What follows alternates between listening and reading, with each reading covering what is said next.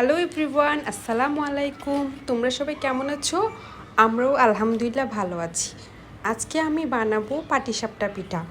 আমি ময়দা দিয়ে আর ডিম দিয়ে একটা মিক্সচার তৈরি করে পাটিসাপটা পিঠা বানাবো। প্রথমে আমি ময়দার মধ্যে সামান্য পরিমাণে লবণ দিব, তারপর চিনি দিব।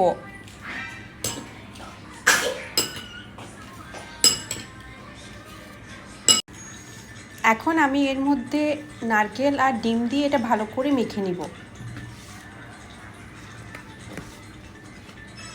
পরিমাণ মতো পানি দিয়ে এটা মেখে নিব।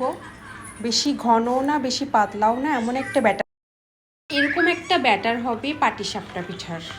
বেশি ঘনও না বেশি পাতলাও না।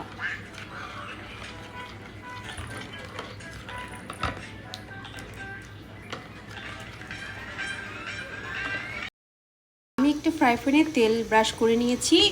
এখন আমি ব্যাটারটা দিয়ে পিঠা বানিয়ে নিব।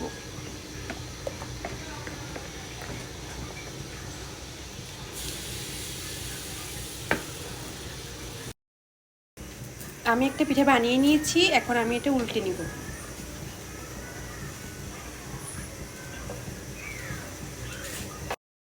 পাটিসাপটা পিঠা বানানো হয়ে গেছে।